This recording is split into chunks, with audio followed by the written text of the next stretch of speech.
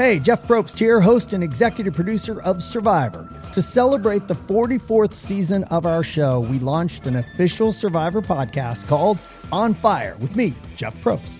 It's not going to be your typical recap podcast. We're going to take you behind the scenes and give you an inside look at the show. All those burning questions about why we did what we did, finally going to be answered.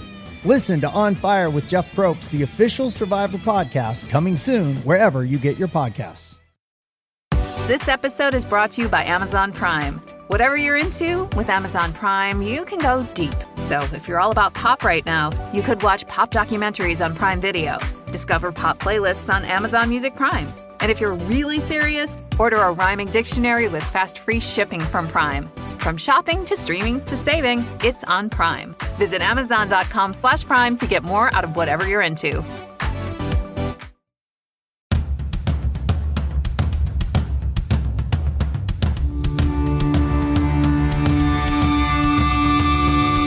Hey, what's up? This is Sully from Godsmack. Strap on those boots, baby, because you are now in the trenches of the war room with the one and only Mistress Carrie right here on the Mistress Carrie podcast. What's up? This is Joe Rogan, and you're listening to Mistress Carrie. Her hair so lovely, pretty eyes. Hey, this is Brent from Shinedown, and you're listening to Mistress Carrie. Hey, Carrie, go put your bra on, girl. Hey, this is Steven Tyler, and you be listening to the baddest bitch in Boston, Mistress Carrie. What's up? This is Aaron from Stain, and you're listening to Mistress Carrie. Hi, everybody. This is Dave Grohl from the Foo Fighters, and you're listening to the one, the only Mistress Carrie. Hey, this is David from the band Disturbed, and you're listening to the baddest bitch in Boston, Mistress Carrie. Hi, Bruce Dickinson here from Iron Maiden. Yes, indeed, Miss Whiplash herself, Mistress Carrie, is here to unchain your brain. Hi, this is Flea from the Red Hot Chili Peppers. You're listening to Mistress Carrie. This is Dennis Leary. You are listening to my favorite, Mistress Carrie. Hey, this is Corey from Stone Sour, and you're listening to, you have the privilege of listening to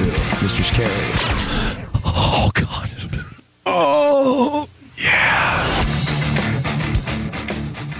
Hey, it's Mistress Carrie, reporting for duty from MCHQ for episode 146 of the Mistress Carrie podcast. And before we get to this week's guest, Johannes Eckerström from Avatar, I want to let you know what's new in the shop at MistressCarrie.com. If you're a guitar player or you know one or you just like to collect guitar picks, you can now get a 10-pack of Mistress Carrie guitar picks in the shop. Log on to MistressCarrie.com and click shop and you'll find guitar picks, beanies, t-shirts, hoodies. You can outfit your bar with a 7-in-1 bartender tool, coasters, pint glasses, and shot glasses. There's Mistress Carrie sticker packs, coffee mugs, and if you're headed to a sporting event or a concert, check out the approved clear plastic waste bag. You'll find all that and more in the shop at MistressCarrie.com. My guest this week is the lead singer of Avatar. His name is Johannes Eckerström, and now is out on the road supporting Avatar's latest album, Dance Devil Dance. They'll be in Boston on May 24th at the Paradise Rock Club. So I thought I'd catch up with Johannes to talk about songwriting, working through the pandemic, the distinct differences between growing up in the U.S. versus growing up in Sweden. We talked about touring and the passion of metal fans, and we talked about his collaboration with Lzzy Hale on the latest album. So allow me to introduce you to Johannes Eckerström from Avatar. Johannes, nice to meet you. Nice to meet you too. How are you? I'm good. Thanks for coming on the show. Happy to be here. Congratulations on the release of the album. You must be happy to finally have it out.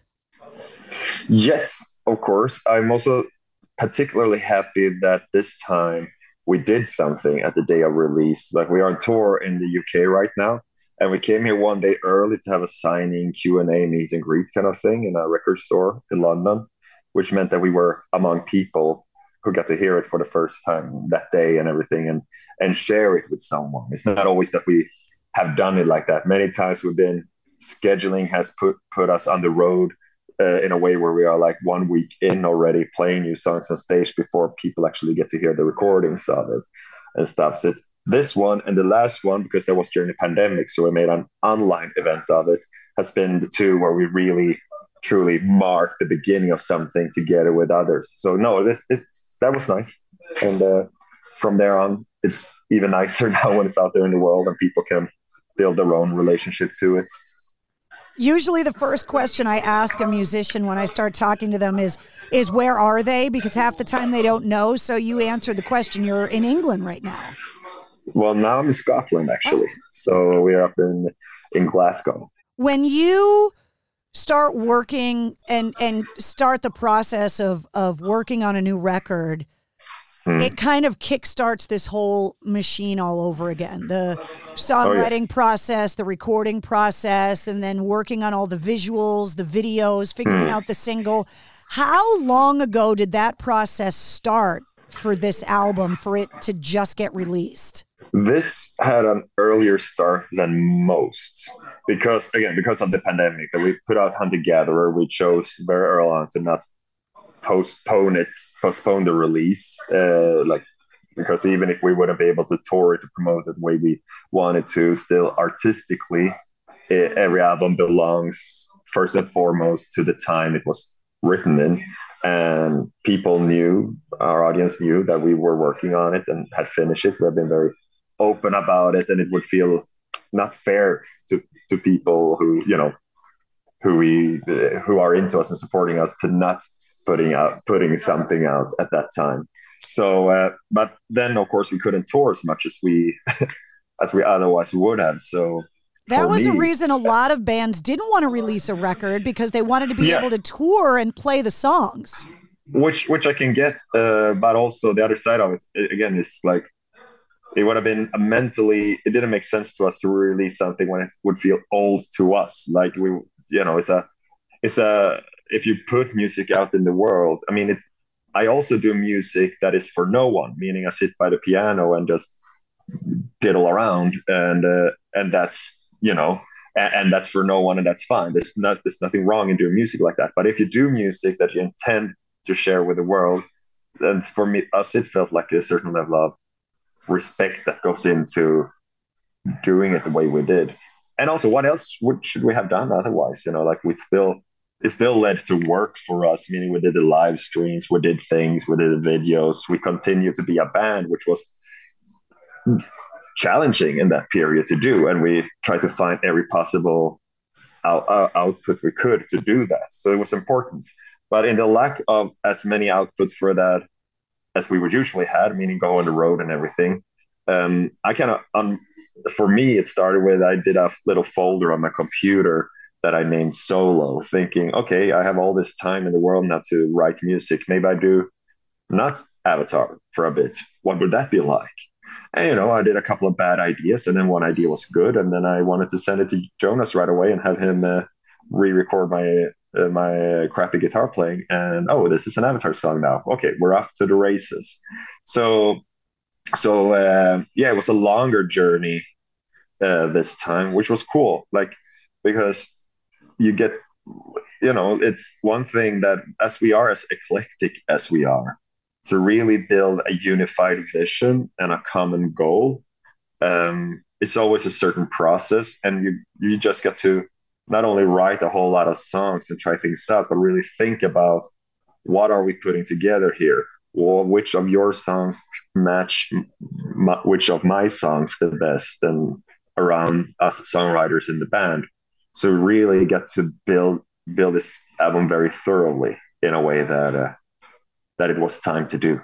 When it came to the pandemic, bands found themselves idle for the first time in their career, a lot of them. And when it came to being creative, bands had to kind of decide, am I going to reflect the craziness that is the world in this music, or am I going to create music as an escape for our fans from the craziness that's going on? So what was your mindset? Were you reflecting it or deflecting from it? Well, I try to not deflect as a default, try to be honest to yourself. Whatever comes out, of course. And I would say especially Hazmat Suit and maybe Clouds Dipped in Chrome to a certain extent, it's in there in some of the songs, the angst of what was going on and trying to deal with it.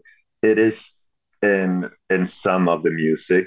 But what I felt was important is that for a while there, I think our worlds became very, very small, right? Like you lived a more isolated life. You could move around less. You talk to fewer people, and our world was small. So I tried to consciously keep uh, my world big, and big enough to also include the current state of mind that we were all in because of this. But I had other journeys in my life that kept going independently of the pandemic, and all of that also fed into the music. It made the album. It's not due to the pandemic that this is a strangely spiritual album for us. For instance, that process was more of the keep the world big, continue an exploration of life that was ongoing anyway. So I mean, it's I guess so. It's 2080 division probably, but none of it I would call a deflection, because I still what we do still is very, very rooted in who we are and where we are in life at any given time. So it's not a it's not an album full of stories about people that aren't us, so to speak. Bands had to decide, do we want to quarantine together in a bubble and be creative? Some bands are lucky enough to have their members all close by. Then there were other bands who had international members and they weren't able to even be in the same country for long periods of time. How did that affect the band? Were you in Sweden? Were all of the members in the same country? Were you able to get together, or did you do all of this electronically? Well, for the past almost 9 years now, I've been living in Helsinki, Finland. I met my wife there. So we had kind of gotten practice on doing some of the work apart anyway. But I would always come over, in the writing periods, like we are very much a collective group. We work as a collective when it comes to finishing songs, but individually we kind of start them on our own, where especially me, Jonas, and Tim are like song starters, like come up with the riffs and stuff and then present one idea or 10 ideas. What comes first, like riff, melody, lyric? Is it different for everybody? Yeah. Like I do. It's not a rule. Anyone is allowed to do lyrics in this band, but I have for the longest time done all of them with some input here and there, suggestions and ideas. But so that music always comes first. Although of course I see something and maybe make a note on the phone and try to collect ideas, but they are much, much looser than they don't really gel into becoming vocal, real lyrics before there's a song there. I might even, and the looser the ideas are, I end up using them more than sometimes I've been writing a little rhyme scheme of something, 4 lines of something, and this could be the chorus. And those I realize I rarely end up using those, like because the vocal lines, everything is such a reaction to what happens musically, and because it's heavy metal, fundamentally what we're doing, it is guitar music, guitar driven first and foremost. So so it's very rare that I hum something out and then build a guitar around it. It probably maybe has happened once ever, because it's also fun and nice to do things in different ways, but definitely guitar first and foremost. You're going to be in Boston on May 24th at the Paradise Rock Club, which is a very famous kind of old rock club in Boston where generations of rock stars have come through. And one of the things that club is known for is kind of being like tight and giving you that traditional rock show kind of vibe where everyone's kind of packed in there together. And for a lot of people through the pandemic, that was the thing we missed the most. Yeah, certainly. I think we were the first or maybe second European band to return to the United States. It was barely post-pandemic. Like it was travel separate from the crew, wear masks, daily tests, show certificates of vaccinations, all the good stuff, of course. And they would have the temperature test for the audience coming in, or vaccine mandate, different in different states, of course.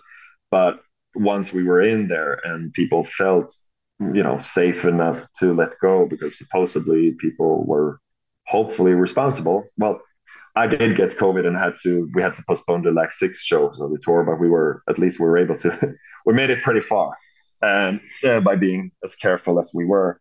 And yeah, you could tell there was a special energy that was amazing, very powerful, very deep, slightly melancholic, because it's that thing of the whole thing of not okay. I don't think we really took it for granted before either, but you get a really hard reminder of how cool it is and what this can mean, because it's entertainment, it's fun, it's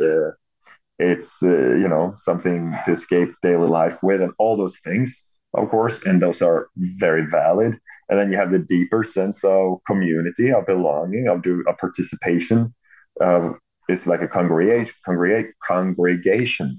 that is happening at the same time. I mean, a show done right works on multiple levels, and I think those deeper values that comes with what a rock and roll show can be hit even harder under the circumstances that were there. Can we talk about your musical upbringing a little bit? Sure. So were you born and raised in Sweden?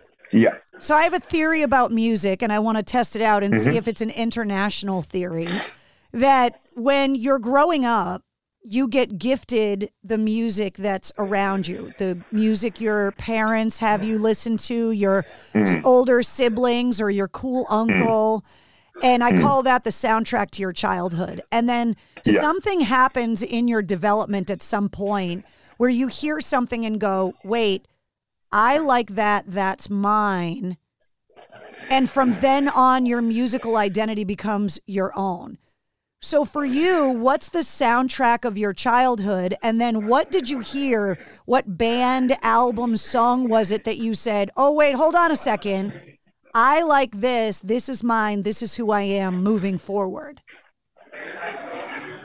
Yeah, I think those two things, it's totally true what you're saying. I recognize myself in that, although it wasn't a huge diversion once my stuff showed up. And a lot of that has to do with that it started through my older brother, that part of it. But I grew up in a household where none of my parents played, but they were here a lot. And it was from that, first and foremost, the Beatles and the Kinks were his favorites growing up. And once there was something about the Beatles on TV, he could tell I got really hooked. So from 8 years on, I was already, it kind of went hand in hand there, that it is music from my childhood, what I'd heard in the house, but also quickly became mine. Like my music interest was already pretty deep, in that they have put me in front of a piano with a piano teacher when I was 5 and stuff. So I was already given that. So between that and a lot of classical music, and I would pretend to be a conductor standing in a chair waving a spatula around or something to Beethoven albums. And those things are still with me, especially the Beatles. I'm quite fanatic, and through friends and stuff around right before hitting adolescence, harder rock comes into the picture. I start to build in the back of my head through other friends' parents or whatnot. The Black Sabbath, Deep Purple thing is starting to gel. Then the revolution happened that my brother had gotten into metal, and from his room I would hear, especially all those Germans, Halloween and Blind Guardian first and foremost. And Halloween was the first time I asked him to borrow a CD. It was in the car on the way home from some family vacation, and I thought you never ask, and you're gonna start with this. And it was Keeper of the Seven Keys Part 2, and that is pretty much where I decided that I need to grow my hair out. And I was 12 going on 13 when that happened. And the journey begins there. And then, of course, as any addict, you go for heavier and heavier substances to use. And it's that typical journey of from from speed metal, power metal, classic hard rock and heavy metal, start to go into the black and death metal stuff. And as much as I like a lot of black metal, death metal is definitely more my musical home, and that's true also for the whole band, I think. No, I know it is. So death metal plus the classics, the from, I don't know, stuff released between 1970 and 1985 or something, is where we find our musical home most of the time. And then just kept going. Like I went also to, so gymnasium is roughly the equivalent of a US high school. And in those years, I was in a music class. So half the classes were music related. Band, individual vocal lessons, arrangement, music theory, and whatnot. And in that environment, with all those classmates being into whatever they were into, and everything, meant that it was a very eclectic place very early on. We were all very diverse in tastes and sources of inspiration and stuff. And I think in Sweden overall, when it comes to having a musical upbringing, it's a very encouraged thing. I think the thing is, do you know what town Fagersta is? No. Exactly. That's where the hives are from. And a lot of tiny cities in Sweden have their own little hives, and which means that the world doesn't seem so far away from young aspiring musicians, and the culture of parents thinking it's a good thing for you to do in your free time. And Sweden is a very child-friendly country where you encourage kids to really find their path and stuff. And I think the social safety net also means you can kind of afford to crash, burn, and fail miserably in your early 20s and still go on to figure out what you're going to do instead. So there are all this, like, I know I have many friends from many different countries, and stop this guitar nonsense, you need to be a lawyer instead of whatever, was never a part of any of our upbringings at the end of the day. I mean, maybe some parents in the band had more questioning it more than others, but all in all, it's a very supportive environment to pursue the arts, if you're Swedish, I would say. I think in America, you start getting asked at a very young age, what do you want to be? What do you want to do? And it's so career driven that it doesn't leave a lot of that experimentation option for you to try things and fail before you, which maybe is where like the midlife crisis concept comes from, where people end up that lawyer and then they get to 45 years old or 50 years old and go, this sucks, I don't want to do this, and then start taking piano lessons when they're 50. Yeah, which is also perfectly fine and good, like it's never too late to change path anyway. Like, you got one life, why not, but I believe too. I realized one huge distinction, I think, and I think it does something for people's drive, because Americans are usually very, very driven. Like, I feel like you have a very wide, there's a certain attitude that's shared by the greatest success stories of American culture and business, that is shared between the great successes and the greatest failures, but it's just the go get it attitude. And I think kids are being told in the US, you can be anything, you can be everything, everyone is a presidential astronaut, billionaire, and stuff. In Sweden, I have very strong memories of, the principal speaking at school when we were in second grade or whatever, like, remember kids, you're fine just the way you are. And which is, kind of, you end up, because in any case, you're usually going to end up where you're going to end up. But I think it's a message that I like, you're a valued human being, no matter what you do, like, whatever, a job is just a job, even if you have the best job like I have. But if I wouldn't do this, and if I wouldn't pursue an education and would have a more menial, do something that on paper wouldn't look as attractive to people, I'm still 100% human being with a right to vote and a right to exist and a right to love and whoever I want to love, all those things. And that you fit as part of a collective, that you're part of a community where every job is necessary. Yeah, exactly. And in the best of cases, that, of course, it's not I don't want to describe this with too rose-tinted glasses either, but to generalize, I believe that message sets a nice foundation of like, just, oh, this is fine, I'm fine. And then on top of that, you find yourself, you find your path in life, and maybe a healthier manner sometimes. But I don't know, like there's also, this is just me speculating out loud as we fell into this subject, because it's hard to know what is a right or wrong, but well, culturally, it's an interesting conversation.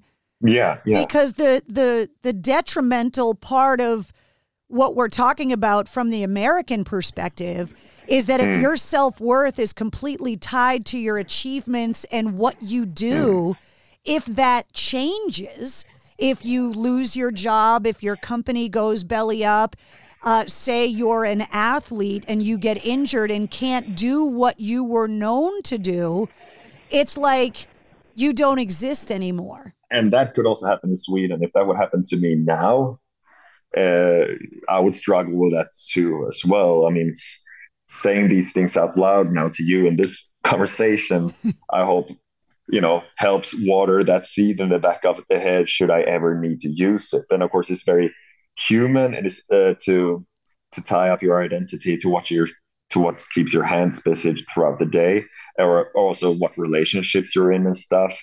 I know, like, if people, if you break up a long-term relationship, it's like you feel like you just disappear, half of you disappeared. I think it's also very common. So, and the Western world in general, maybe the whole world, actually have different versions of that, tie up your identity to something that we are kind of all, doomed to do to a certain degree. And then we just, at the best thing we probably can do is to exercise some kind of, meditate and destroy our ego and realize we don't really even exist from time to time in the midst of all of this life on the go that so many of us keep to be living.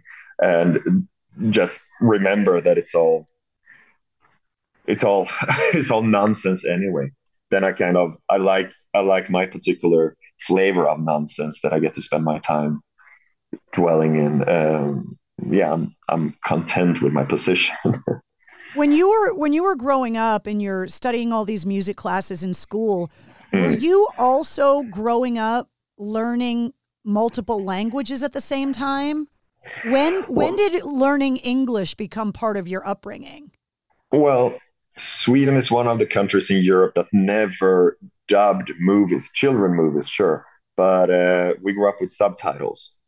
And we are a generation who get English. We started getting English in school from second or third grade, maybe. English classes started, but we also, a modem was connected to our computer in the mid-90s, and the internet is English first and foremost. So that was a training ground. I happened to like pro wrestling, and so I would listen to English commentary.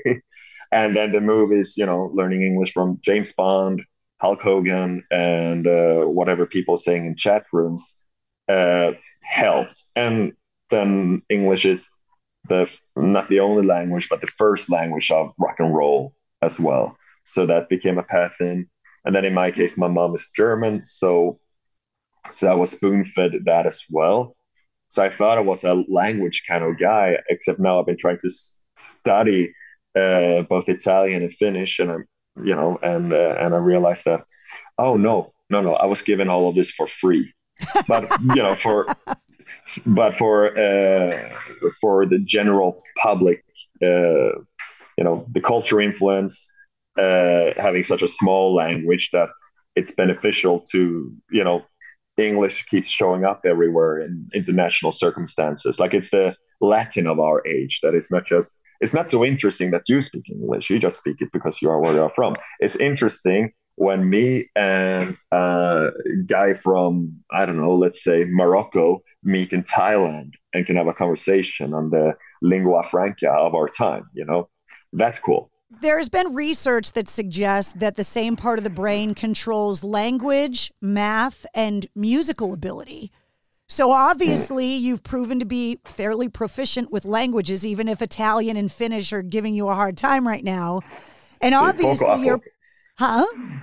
No, it's just Italian. I think that was little by little or something. Anyway, yeah, go ahead. And then obviously you're proficient at music. Do you have an aptitude for math as well? I'm good at counting in my head, but no, like I didn't love that subject as a kid, so to speak. I see it being true with some people I know, and so I'm sure there's a connection in to some degree. I think you see patterns in things. You're able to maybe break things down and define what's going on, and organize. You organize sounds into structures that become a beat or a melody. You organize, I don't know, the size of a room, and you see the spaces and can count, they lean in this many degrees, their ceiling, and from there it's probably this tall and that tall, so that means blah, blah, blah, blah, Pythagoras, whatever it's called in English.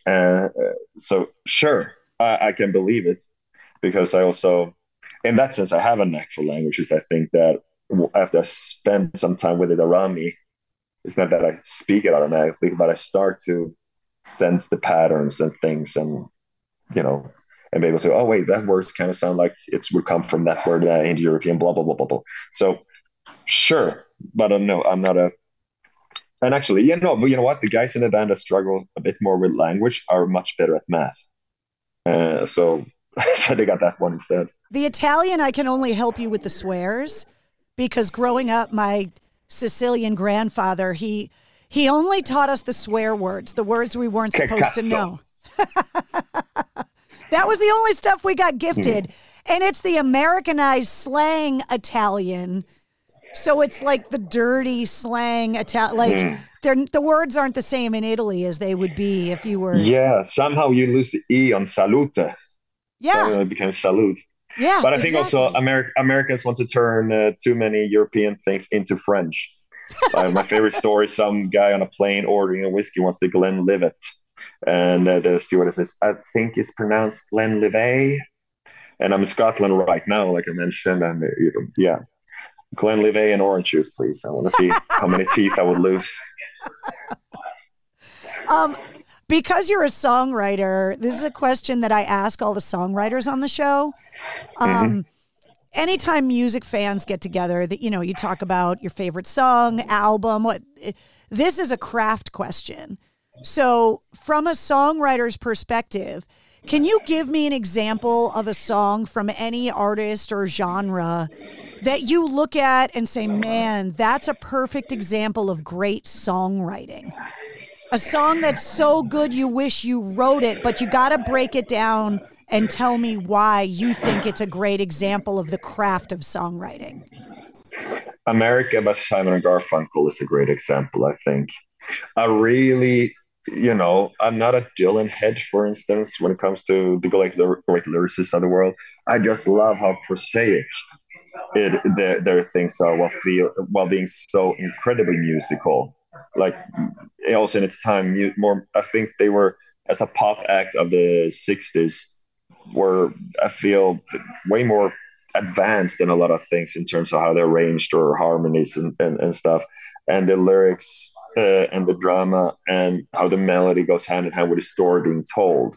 The enthusiasm and the whimsical silliness and the romance of that dream, and leaving somewhere in Michigan to head to New York to find America, to find the big town, big life in yourself. And the closer you get, it starts to be a bit scary and real, and you realize you do this because you're lost in life. And that narrative you can follow melodically as well as lyrically, and it goes so hand in hand. And Simon Garfunkel, of course, overall very gentle sounding group, but within the framework of what they're doing, where they're not so many blast beats or breakdowns, still this incredible dynamic, and so it really paints a picture. And then how a simple line, relatively simple picture of "and the moon rose over an open field" can become so significant and powerful in the grand context of their little journey.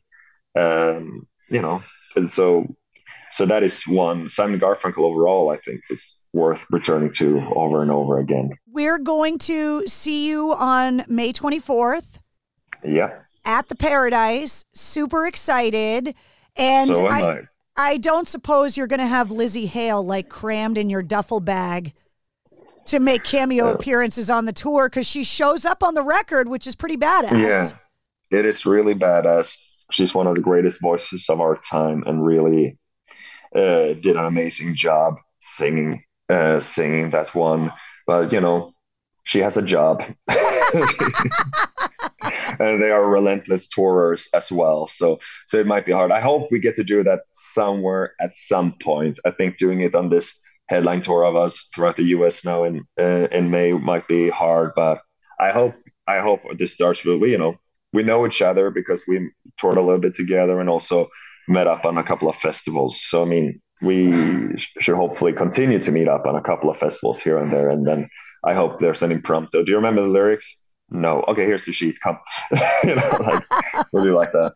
Well, Dance Devil Dance is available everywhere, and you'll be in Boston May 24th. Johannes, thank you so much for coming on the show. Thank you very much. See you in Boston. There he is, Johannes Eckerström from Avatar. They'll be in Boston at the Paradise Rock Club on May 24th. You'll find the link to get tickets in the show notes of this episode. You'll also find all the links to find Johannes online, to find the Metal Break podcast online, to find Avatar online, and you'll find all of my links as well. You'll also find the link to this episode's corresponding playlist. I make a playlist that goes with every episode of the podcast that features all my guest music and all the songs and artists that we talked about in the interview. If you liked what you heard, don't forget to like, follow, and subscribe to the Mistress Carrie podcast. New full-length episodes come out every Wednesday. Plus, every weekday, you get the Sit Rep. The Situation Report rounds up all of your rock news, music headlines, and entertainment updates, and you get it in around 5 minutes or so. Plus, you never know when we're going to release a bonus episode. And you can head to mistresscarrie.com to find more info on the podcast, the radio show, and my video show, Cocktails in the War Room. You'll also find my blog, my photo gallery, the concert calendar, and the online Mistress Carrie shop. The Mistress Carrie podcast, a proud member of the Pantheon Podcast Network.